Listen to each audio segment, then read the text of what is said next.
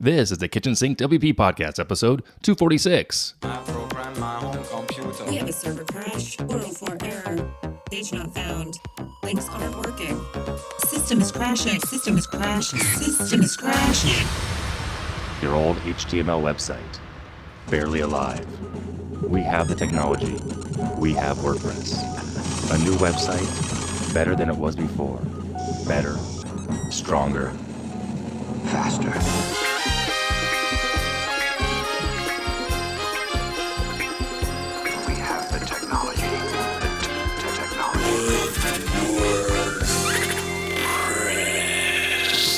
Why, hello there, everybody. This is Adam Silver, the host of the Kitchen Sink WP podcast. Thanks for being here. Let's get started. All right. First and foremost, we have upcoming events, as always. We have a couple WordCamps coming up. We have WordCamp Granada, November 16th through 18th. WordCamp Milano, 16th, 17th of November. WordCamp Edinburgh, November 17th and 18th. And WordCamp KualaLumpur, November 17th and 18th. And I'm connected to Granada because I grew up, not in Granada in Spain, but I grew up in a town called Granada Hills. Anyway, so in Kuala Lumpur, I want to go there. Those towers that were in, I think, a movie with Sean Connery and other movies as well. But anyway, so if you're in those areas, you should by all means go because I'm sure they'll be fantastic. No WordCamps next weekend in the States that I can see on the calendar here. So, okay, moving right along. Segment 1 in the news. A couple things here to discuss. First and foremost, well, I'll just go this order. Classic Editor plugin will officially be supported until the December 31st, 2021. So people who are kind of freaking out about the Classic Editor don't have a reason to be freaked out anymore on that aspect of it. So there you go. WordPress 5.0 has now been delayed, pushed back the release date. Instead of November 19th, it is now November 27th. There is an article over on make.wordpress.org. I'll put a link in the show notes, of course. And it was indicated here by Mateus Ventura that it's now going to be pushed out because there's a lot still going on that has to be taken care of and pull requests and general progress. So now it looks like November 27th, Tuesday, November 27th, not the 19th as originally expected. So, and also the expected release date today, the day this episode comes out, which is November 12th, we should see Beta 3 if it's not already out. Our Beta 3 release candidate 1, RC1. So for WordPress 5.0. Okay. So there you have it. A lot of WordPress 5.0 / Gutenberg talk in the news this week. Moving right along, segment 2, the meat and potatoes. This week, I am talking about upgrading your PHP version and giving you reasons of why and how and what I did and all that stuff. So here we go. First and foremost, what is PHP? Well, for those who are uninitiated, PHP is basically a recursive acronym for Hypertext Preprocessor. It's widely used open source general purpose scripting language that's easily suited for the web development and can be embedded into HTML. So to say it bluntly and to say it kind of break that down for you, for those who may not know, instead of a lot of commands to output HTML, like in C or Perl, other languages, PHP contains HTML, then embedded code that does something. In this case, it might say, hi, I'm a PHP script. And then it is server... What distinguishes it actually is that it's like from client-side Java that's on the server. It's actually the opposite of that. So I'm trying to word that the right way. Anyway, so it's what we use to make WordPress go. How about that? So there you go. All right. So the why. Why do you want to upgrade your PHP version? Well, a couple of reasons. One, minimum PHP requirements for WordPress core have increased. Okay, so for WordPress itself, there are old versions of PHP that just won't work anymore or things will break.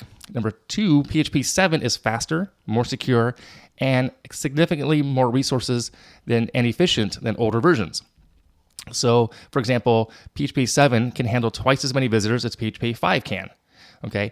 Another reason here is PHP 7 offers better development features. So to take advantage of those amazing resources and the tools made by those developers, certain add-ons, functionality, plugins, you'll have to have PHP 7. And finally, the reason why is end of life. Okay. It's because technically speaking, PHP 5.6 was released on August 28th, 2014.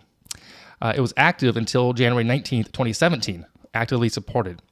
But the security has still been going on for a few years, and it's going to end, though, in a month, December 31st, 2018. So if you're still running PHP 5.x or 5.6, you are going to be vulnerable to not getting any more patches. The PHP group, the people who run it, I guess it's the open source, is no longer going to be providing security patches after the end of this year. So that is why you want to upgrade. So how and what I did. So in testing, I went to one of my development servers, and on my development server, I keep that over at SiteGround.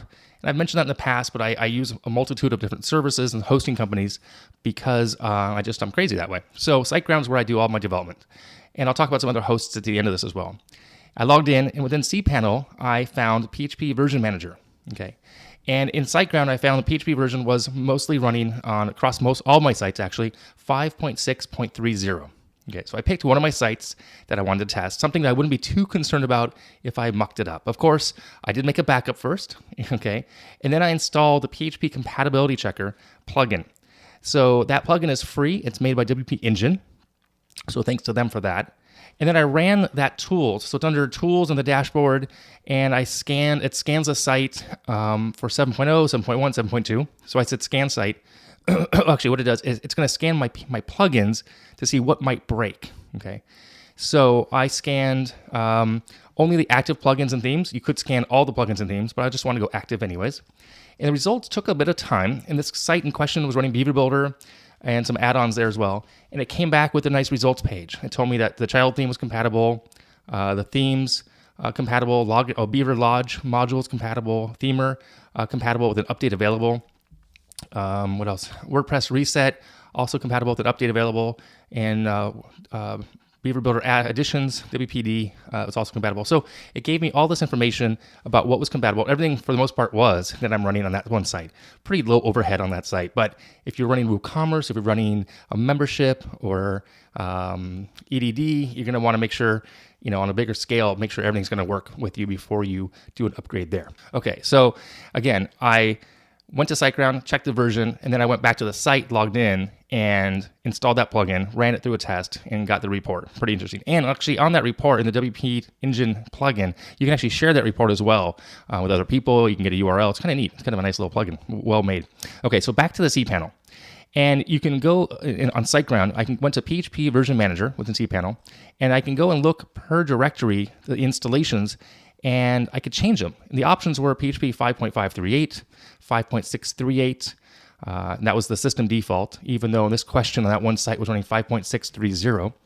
I can do PHP 7.032, 7123, 7211, 73.0. 7.3 is still in beta or not even in full release. Anyway, the most stable version per the PHP website is 7.2.11. So I thought to myself, well, here goes nothing. And I said, yes, on that directory, I want to upgrade to 7.211. And I did. And it went really fast. It was done pretty darn quick. I then went and loaded the page in question, the site, in incognito, and it did seem a lot faster. It just was snappy. The site was there, everything worked. I checked a ton of all the links that was on that site. It's a fairly simple site, like I said, a couple pages, no, not too bad. And then I loaded Send System Info plugin back on the dashboard by my buddy Matt Cromwell because I wanted to confirm that it was updated to PHP 7.211, and it was. I confirmed it. Actually, that was the plugin, not WP Engine. That's the plugin that you can go and get a ton of information regarding your system and all its settings and configuration by Matt Cromwell. I'll put a link to that in the show notes as well. So far so good. Any caveats? Well, of course, or differences between hosting companies, and this is where I want to mention hosting companies. So yes, SiteGround lets me go in per directory, per installation of WordPress, add-on domains, subdomains, etc., and pick and choose. The other hosting companies I use, for example, A2 Hosting, love them. I looked there, and it looks like I can only upgrade the entire server. So all the sites are going to get upgraded. I couldn't go in on a one-to-one basis. And that's fine, as long as you're ready for what may come of that. If something breaks.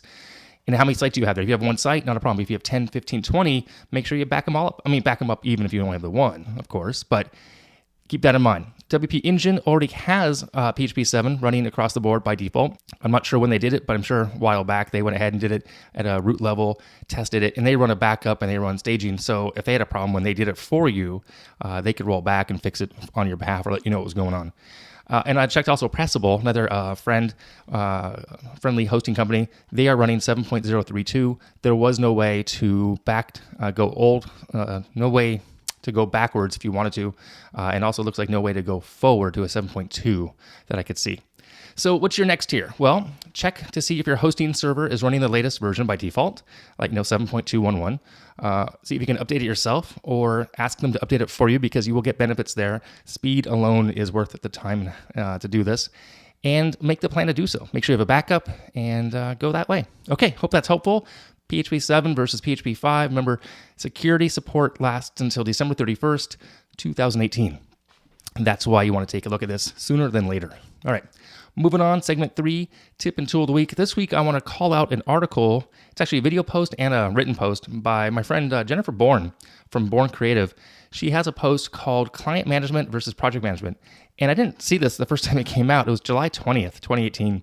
And it came up in my Twitter feed about a week ago, which was perfect timing because I have failed on this most recently with a client and a project overlapping. Anyway, it's a good read. It's a 20-minute video approximately. So hold on, how long is the video here? Yeah, it's 19 minutes and 15 seconds. I just read it. I read the article. Amazing, really well written, well spoken. Check it out if you're having issues between client management and project management and or what the differences are. So check that out. I'll put a link in the show notes as well. Okay, I'm going to wrap it up here. If you have any questions, go ahead and send it in via email, adam@kitchensinkwp.com, or use the SpeakPipe functionality of the website. If you want to support the show like a couple other people are doing, you can become a Patreon over at kitchensinkwp.com/Patreon. If you want to sponsor the show, you can do that too from the form on the website. Ooh, by the way, next week I have a new sponsor. Excited about that. And thanks. Oh, also I want to thank everybody. Really, thank you for the birthday wishes on social media and the actual handful of physical cards that came in from the good old-fashioned USPS. So you know who you are. Really do appreciate the cards. Those were really nice and very cool. Thanks for listening. See you next week. Now go out and do some awesome things with WordPress. Bye for now.